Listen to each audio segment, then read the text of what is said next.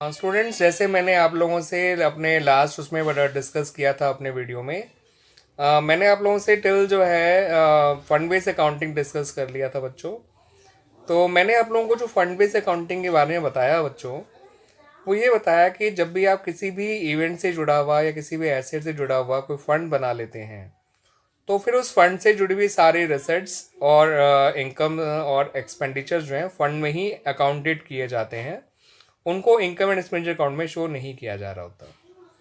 ठीक है बच्चों। और जैसे कि आपने स्पोर्ट्स फंड बनाया, तो स्पोर्ट्स फंड से जुड़ा हुआ डोनेशन स्पोर्ट्स फंड में प्लस हो जाएगा। स्पोर्ट्स फंड इन्वेस्टमेंट का मिलने वाला इंटरेस्ट भी स्पोर्ट्स फंड में ऐड हो जाएगा। अगर वो एक्रूड इंटरेस्ट है तो वो भी स्पोर्ट्स फंड में ऐड हो जाएगा। और स्पोर्ट्स प्राइड्स अवॉर्डेड और other expenses related to sports आपके वो उसमें से माइनस हो जाएंगे।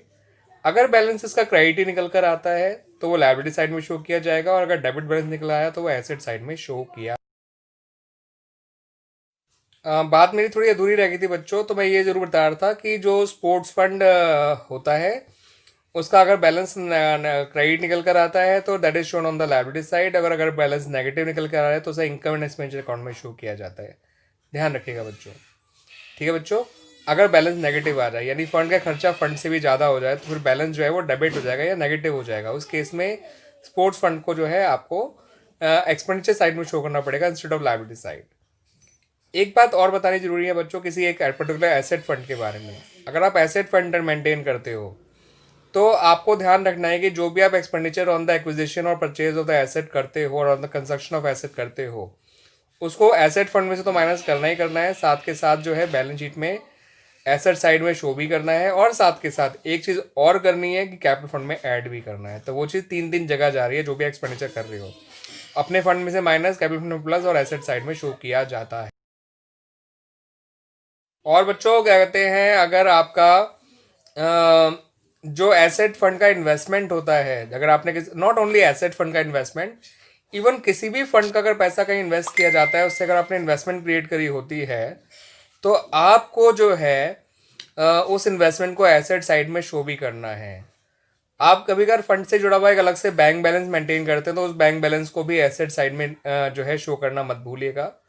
और अगर फंड की इन्वेस्टमेंट को इंटरेस्ट अक्रूड है तो अक्रूड इंटरेस्ट दो जगह जाता है। एक बार तो फंड में प्लस हो जाता है, और दूसरी बार वो है बैलेंस शीट में एसेट साइड शो भी किया जाता है। इस बात को ध्यान रखिएगा बच्चों।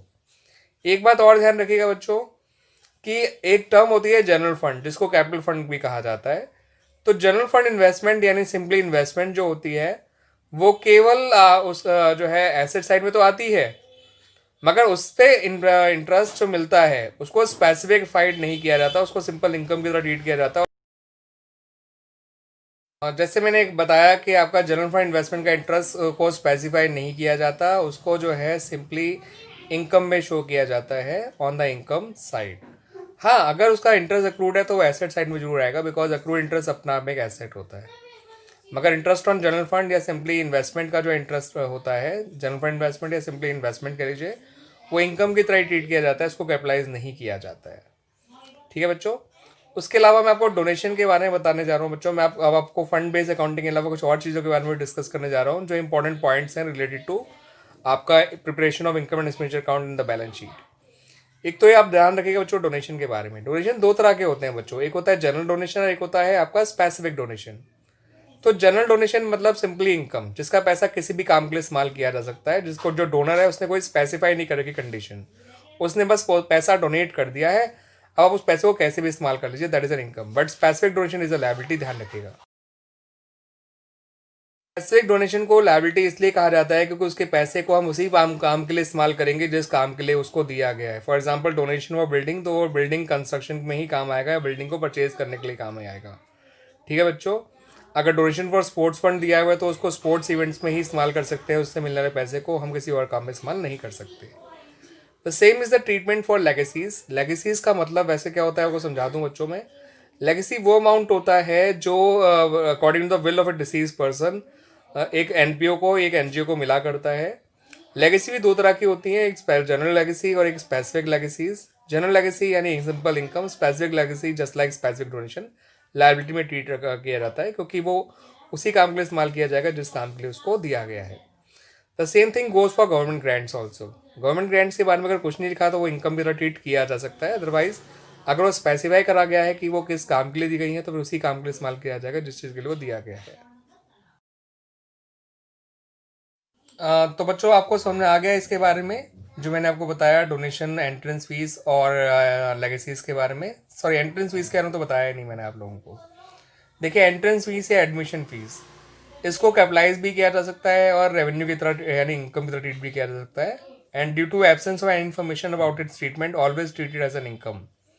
ठीक है बच्चों, ध्यान रखिएगा, इसको इनकम की तरह ट्रीट करा करिएगा। वैसे कॉलेज लेवल पे ये कहा जाता है कि इसको always treated as an liability if nothing is specified about it. But आपको जो है अपने स्कूल लेवल पे, अपने सीबीएसई लेवल पे ध्यान रखना है कि you have to treat as income. ठीक है बच्चों, बात करते हैं लाइफ मेंबरशिप फीस की। तो देखिए, लाइफ मेंबरशिप फीस क्योंकि एक वन टाइम पेमेंट होता है और जो भी आदमी इसका पेमेंट करता है लाइफ मेंबरशिप फीस का, वो लाइफ टाइम मेंबर बन जाता है ऑफ द क्लब। तो उसको सर्विसेज मिलती हैं क्लब से या एनजीओ से लाइफ टाइम तक। दैट्स वाई इसको कैपिटलाइज किया जाता है। नॉर्मली इसको कैपिटल फंड में ऐड कर देना चाहिए या अलग से भी आप शो कर सकते हैं नॉर्मली, बट ऐड किया जाता है टू द कैपिटल फंड। अब एक बात और ध्यान रखिएगा बच्चों, जो भी फिक्स्ड एसेट होती है जैसे बिल्डिंग हो गई, मशीनरी हो गई, फर्नीचर वगैरह हो गए, तो देखिए बच्चों, अगर इनके बारे में नीचे इन्फॉर्मेशन दे रखी है तो आपको इनके पुराने बैलेंसेस दे रखे होंगे। अगर दे रखे होंगे तो वो नीचे ही मिलेंगे पुराने बैलेंसेस उसके, जिसको आप ओपनिंग बैलेंस शीट में एज इट इज लिखा दिया कर देंगे। अब नए बैलेंसेस की बात आई तो नया आपने कोई एसेट खरीदा है नहीं खरीदा है वो आप पेमेंट साइड चेक कर लिया करिएगा। रेसिडेंट पेमेंट अकाउंट की पेमेंट साइड चेक कर लीजिए। पेमेंट साइड में जो भी एसेट लिखी हुई होती है वो आपकी वही एसेट होगी जो आपने इस साल खरीदी है। वो आपकी क्लोजिंग बैलेंस शीट में ही आएगी, ओपनिंग बैलेंस शीट में नहीं आ सकती, बिकॉज वो एसेट इसी साल खरीदी गई है। यानी अगर किसी एसेट के बारे में नीचे कोई इन्फॉर्मेशन नहीं है और सिर्फ पेमेंट साइड में दे रखी है, इसका मतलब वो एसेट ओपनिंग बैलेंस शीट में तो आ ही नहीं सकती, क्योंकि वो इसी साल खरीदी गई है, वो सिर्फ क्लोजिंग बैलेंस शीट में आएगी। और अगर आपका एसेट पुरानी है तो देखिए बच्चों, आपको उसके क्लोजिंग बैलेंस निकालने के लिए थोड़ा 3 बातों का ध्यान रखिएगा। वो ये कि closing balance is equal to opening balance plus purchase minus sale minus. मेरा फॉर्मूला जो था बच्चों वो ये था, closing balance is equal to opening balance plus purchase minus sale minus depreciation. यानी एसेट का ओपनिंग बैलेंस जो आपका नीचे दे रखा होगा, प्लस उसकी परचेज जो आपको पेमेंट साइड में दे रखी होगी, माइनस उसकी सेल जो आपको रिसिट साइड में दे रखी होगी। और सेल में एक खास बात ध्यान रखिएगा, सेल में आपको सेलिंग प्राइस नहीं माइनस करना, उसकी बुक वैल्यू को माइनस करना है एसेट की, और माइनस उसका depreciation equal to closing balance of the asset आ जाएगा। डेप्रिसिएशन रुपीज़ में दे रखा है, बहुत अच्छी बात है। अगर परसेंटेज में दे रखा है तो ध्यान रखिएगा बच्चों, ओपनिंग बैलेंस पे और परचेज पे लगा करता है डेप्रिसिएशन। ओपनिंग बैलेंस पे होल ईयर का, परचेज पे डिपेंड करता है कि परचेज की डेट क्या है। नहीं दे रखी तो परचेज पे भी होल ईयर का लगा दीजिएगा डेप्रिसिएशन, ठीक है ना। नहीं तो जैसा अगर उसका डेट ऑफ परचेज दे रखे उसके हिसाब से लगाइएगा। इस तरह से डेप्रिसिएशन लगाया जाता है। तो closing balance of an asset is equal to opening balance plus purchase of asset minus sale of asset और minus depreciation is equal to closing balance. Purchase हमेशा पेमेंट साइड में मिलेगी, सेल आपको रिसिट साइड में मिलेगी, और cell का book value minus करना है ना कि सेलिंग प्राइस, इस बात को ध्यान रखिएगा। बच्चों, जब आप फाइनल अकाउंट वाले क्वेश्चन कर रहे थे आपने अपने 11 क्लास में, तो आपका आउटस्टैंडिंग एक्सपेंस, प्रीपेड एक्सपेंस, ये सब आया करते थे। बट नॉर्मली वो आप फेस करा करते थे केवल क्लोजिंग डेट वाले। मगर यहाँ पर आपको ओपनिंग डेट वाले भी आउटस्टैंडिंग और ओपनिंग डेट वाले भी प्रीपेड का ट्रीटमेंट करना हो सकता है। तो अगर आप किसी की भी एक्सपेंस के एक्सपेंस के आउटस्टैंडिंग और प्रीपेड का ट्रीटमेंट कर रहे होंगे तो ध्यान रखिएगा बच्चों इस बात को कि आउटस्टैंडिंग में आपका एंड का वैल्यू प्लस होती है, प्रीपेड और बिगिनिंग का वैल्यू माइनस की जाती है। बट प्रीपेड में उल्टा हुआ करता है, बिगिनिंग की वैल्यू जो है वो प्लस की जाती है और at the end of the year वाली वैल्यू जो है माइनस की जाती है। ठीक है बच्चों, रीज़न इसके पीछे ये होता है कि आउटस्टैंडिंग एंड करंट ईयर का होता है, आउटस्टैंडिंग बिगिनिंग प्रीवियस ईयर का होता है, एडवांस बिगिनिंग करंट ईयर का होता है, बट एडवांस एंड जो होता है वो नेक्स्ट ईयर का होता है। और आप जानते हैं कि आप हम अपना income and expenditure account accrual concept को फॉलो करके बना रहे होते हैं, तो that is the reason why आपको जो है ये एडजस्टमेंट्स करनी होती है आउटस्टैंडिंग और प्रीपेड की। एक बात और ध्यान रखिएगा बच्चों, कुछ ऐसी चीज़ें भी होती हैं जैसे कंज्यूमर आइटम्स होती हैं। तो कंज्यूमर आइटम जैसे स्टेशनरी हो गया, पोस्टेज हो गया, मेडिसिन हो गया, ठीक है बच्चों, और स्पोर्ट्स मटेरियल, मेडिसिन, स्टेशनरी और आपका पोस्टेज, ये सब चीज़ें आपके कंज्यूमर आइटम्स के अंदर आती हैं। तो कंज्यूमर आइटम्स का वही पार्ट एक्सपेंडिचर में शो किया जाता है एज एन एक्सपेंस जितना वो कंज्यूम्ड हो गया during the given accounting year. अब उसको निकालने का एक फॉर्मूला क्या होता है वो आपको मैं बता देता हूँ, बट आराम से आप बच्चों उस फॉर्मूले को समझ सकते हैं। जिस सीक्वेंस में मैं बोलता जा रहा हूँ उसी सीक्वेंस में आप लोगों को याद रखना है। Amount paid plus closing creditor minus opening creditor plus opening advance minus closing advance is equal to credit purchase of that particular consumer item, for example stationery. तो उसकी क्रेडिट परचेज निकालने के लिए अमाउंट पेड में closing creditor plus minus opening creditor और plus opening advance minus closing advance करना है, जिससे अभी credit purchase of that particular item निकल आएगा। तो credit purchase equal to opening opening दोबारा बोल दूंगा बच्चों बाद में मैं, ठीक है बच्चों। तो बच्चों मैंने कहा ना, जैसे क्या अमाउंट पेड से शुरुआत करिए, क्लोजिंग क्रेडिटर्स प्लस करिए, ओपनिंग क्रेडिटर माइनस करिए, क्लोजिंग एडवांस माइनस करिए, ओपनिंग एडवांस प्लस कर दीजिए, ठीक है बच्चों। Closing creditor is a kind of closing outstanding, opening creditor is a kind of opening outstanding. अब मैंने अभी आपको बताया आउटस्टैंडिंग एंड का प्लस होता है और बिगिनिंग का माइनस किया जाता है।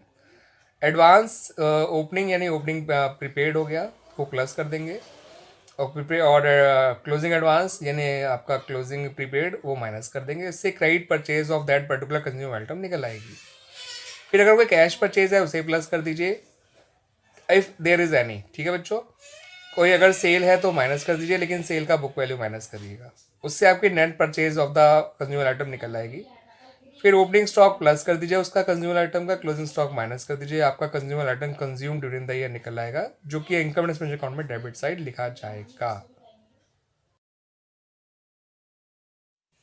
तो बच्चों जो मैंने आपको बताई दिया कंज्यूमर आइटम के बारे में, तो ध्यान रखिएगा कि ओपनिंग स्टॉक जो है वो प्लस किया जाता है, क्लोजिंग स्टॉक माइनस किया जाता है। क्यों किया जाता है ओपनिंग स्टॉक प्लस? क्योंकि ओपनिंग स्टॉक सबसे पहले कंज्यूम्ड होगा।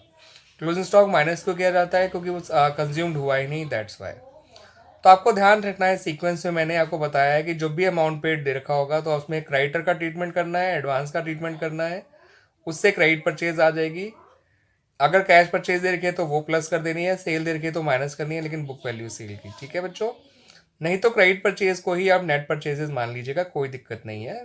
कैश परचेज बहुत ही कम क्वेश्चन में दे रखी होती है, एंड सेल तो और भी कम क्वेश्चन में दे रखी होगी, ठीक है बच्चों। तो क्रेडिट परचेज को ही टोटल परचेज या नेट परचेज मान लीजिएगा, और उसके बाद ओपनिंग स्टॉक प्लस कर दीजिएगा, क्लोजिंग स्टॉक माइनस कर दीजिएगा, उससे आपका कंज्यूम निकल आएगा। स्टॉक एसेट होता है, एडवांस एसेट होता है, क्रेडिटर लायबिलिटी होता है, इसी हिसाब से इनको बैलेंस शीट में प्लेस कर दीजिएगा, कंज्यूम को एक्सपेंडिचर में डालना। तो और ध्यान रखिएगा बच्चों कि अगर आपको परचेज और स्टेशनरी दे रखा है, मैं स्टेशनरी ही ले रहा हूँ, वैसे स्पोर्ट्स मटेरियल या फिर मेडिसिन भी हो सकता है, और उसके अलावा फिर क्रेडिटर्स भी दे रखे हैं स्टेशनरी के या स्पोर्ट्स मटेरियल के, ठीक है, और आपसे कंज्यूम निकालने को कहा गया है, तो ऐसे में आप क्रेडिटर्स को एंड इवन एडवांस अगर दे रखा है तो उस तक को भी इग्नोर कर दीजिएगा बच्चों। क्रेडिटर को और एडवांस को दोनों को इग्नोर कर दीजिएगा बच्चों, और कंज्यूम निकालने के लिए केवल आपको स्टॉक का ट्रीटमेंट करना है। जो भी परचेज दे रखी है उसमें ओपनिंग स्टॉक प्लस कर दीजिएगा, क्लोजिंग स्टॉक माइनस कर दीजिएगा, उससे आपका कंज्यूम्ड आ जाएगा। And ignore creditors and advance in this case अगर टोटल परचेज और स्टेशनरी दे रखा है तो। लेकिन हाँ, ये बात तब लागू नहीं होती है जब कैश परचेज दे रखा हो, तब आपको क्रेडिटर का ट्रीटमेंट और एडवांस का ट्रीटमेंट भी करना पड़ेगा जो बताया गया है, ठीक है ना। लेकिन कैश टोटल परचेज अगर दे रखी है तो उस केस में आपको टोटल परचेज में ओपनिंग स्टॉक प्लस करना है, क्लोजिंग स्टॉक माइनस करना है, एंड क्रेडिटर्स और एडवांस को इग्नोर कर देना है। ध्यान रखिएगा इस बच्चों इस बात को, ठीक है बच्चों। बच्चों आपको कुछ क्वेश्चन ऐसे भी मिलेंगे जहां पर आपको ये लिखा होगा कि कैश परचेजेस इतना percentage of the credit purchases या इतना percentage of the total purchases. तो बच्चों इस बात को ध्यान रखिएगा कि ऐसे में क्रेडिट परचेज निकालना बहुत जरूरी होता है। अदरवाइज तो आप डायरेक्ट कंज्यूम निकाल लीजिए, कोई दिक्कत नहीं है, किसी भी ऑर्डर में चीज़ों को प्लस माइनस कर दीजिए, स्टॉक एडवांस और क्रेडिटर को, कोई फर्क नहीं पड़ता। बस ये ध्यान रख लीजिएगा कि जो उनके बारे में बताया है कि क्लोजिंग क्रेडिटर में प्लस होता है, ओपनिंग माइनस होता है, बाकी दोनों में स्टॉक और एडवांस में ओपनिंग प्लस होता है, क्लोजिंग माइनस होता है। लेकिन अगर आपसे ये कहा गया है क्वेश्चन में कि आपका जो कैश परचेज है वो सपोज 20% ऑफ टोटल परचेजेस है, तो ऐसे में क्रेडिट परचेजेस जानना बहुत ज़रूरी है। और क्रेडिट परचेज जानने के लिए अमाउंट पेड में केवल क्रेडिटर का और एडवांस का ट्रीटमेंट ही करना पड़ेगा, स्टॉक का ट्रीटमेंट बिल्कुल मत करिएगा, उससे क्रेडिट परचेज आ जाएगी। और अगर क्रेडिट कैश परचेज 20% है टोटल परचेज की, तो क्रेडिट परचेज 80% होगी टोटल परचेज की, और टोटल परचेज निकालना हो तो इंटू 100/80 कर दीजिएगा इंटू क्रेडिट परचेज, ठीक है बच्चों। तो मेरी बात जो अधूरी रही थी उसे पूरा कर देता हूँ कि जैसे मैंने कहा क्रेडिट परचेज आपको पता होगी, और ये लिखा होगा कि कैश परचेज टोटल परचेज का 20% है, तो इसका मतलब हो गया कि क्रेडिट परचेज टोटल परचेज का 80% है। तो अगर टोटल परचेज निकालनी है तो इंटू 100/80 कर दीजिएगा, 100/80 इंटू क्रेडिट परचेजेस, तो उससे टोटल परचेज आ जाएगी आपको, ठीक है। टोटल में से कैश क्रेडिट परचेज माइनस कर तो कैश आ जाएगी, वैसे वो जरूरत नहीं रहेगी इतनी उसकी, क्योंकि टोटल परचेज में ही सीधा ओपनिंग स्टॉक प्लस करा जाता है, क्लोजिंग स्टॉक माइनस किया जाता है, so as to get the stationery consume.